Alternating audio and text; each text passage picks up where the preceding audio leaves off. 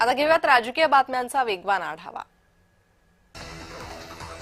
बारामती पोटनिवडणुकीच्या संदर्भात राजकीय वातावरण तापलेलं असतानाच ओबीसी नेते लक्ष्मण हाकेंनी बारामती दौरा केला। यावेळी त्यांनी सुनेत्रा पवारांना विधान परिषदेवर पाठवा असंही वक्तव्य केलंय।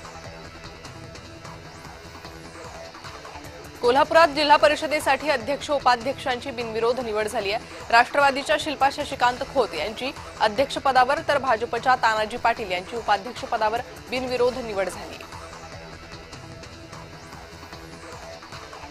अनिल बोंडेंनी जितेंद्र आव्हाडांच्या वादग्रस्त वक्तव्यावरून टीका केली आहे। शिवाजी महाराजांवर हसून हसून बोलणाऱ्या जितेंद्र आव्हाड यांची कृती चीड आणणारी आहे। अशा लोकांना दिसतील तिथे बडवलं पाहिजे। शिवप्रेमी निश्चितच ते करतील अशा शब्दात बोंडेंनी संताप व्यक्त केला आहे। विधानसभेत जिल्हा परिषद आणि पंचायत समिती स्वीकृत सदस्य घेण्याबाबतचं बिल एकमतानं मंजूर झालंय। ग्रामविकास मंत्री जयकुमार गोरेंनी हे विधेयक मांडलं। विधानसभेत आमदार राजू खरेंच्या आरोपांवर पंकजा मुंडेंनी प्रत्युत्तर दिलंय। सोलापूर एमआयडीसी मधील कंपन्यांमध्ये 2000 किलो चरस सापडल्याचा आरोप खरेंनी केला होता। त्यावर कंपनीचे नाव सांगा, मी स्वतः कंपनीला कुलूप लावायला येते असं प्रत्युत्तर पंकजा मुंडेंनी दिलंय।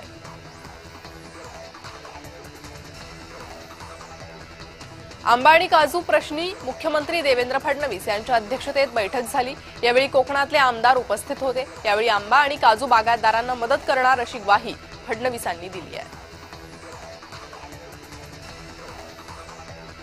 आमदार अनिल परब यांनी सरकारवर धर्मांतर बंदी विधेयकाच्या मुद्द्यावरून उपरोधिक टीका केली। हे बिल पाहताना मला कळलं नाही की पक्षांतराचे बिल आहे की धर्मांतराचे बिल आहे, अशी खोचक टीका परब यांनी केली आहे। सत्ता स्थापनेनंतर महापालिकेची दुसरी मासिक सभा पार पडली। पालिकेच्या दुसऱ्या सभेतही नामांतरावर भर दिला गेला। पहिल्या सभेत 27 पैकी 20 प्रस्ताव नामांतराचे होते आणि आता दुसऱ्या सभेतही 7 प्रस्ताव आले।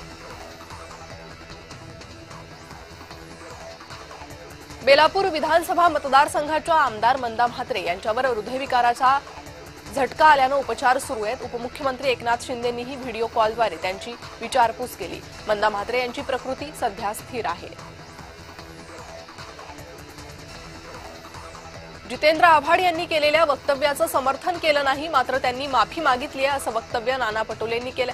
शिवाय कोश्यारींनी सावित्रीबाई फुलेंचा अपमान केला, घाणेरडे शब्द वापरले, तेव्हा हे शांत राहिले। कोश्यारी यांना का हटवलं नाही असा प्रश्न पटोलेंनी उपस्थित केला।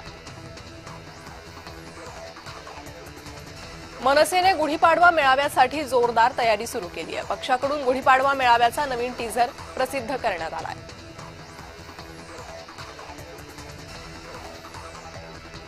छत्रपती संभाजीनगर जिल्हा परिषदेच्या अध्यक्षपदासाठी भाजप आणि शिवसेना यांच्यातील राजकीय रस्सीखेच कायम आहे।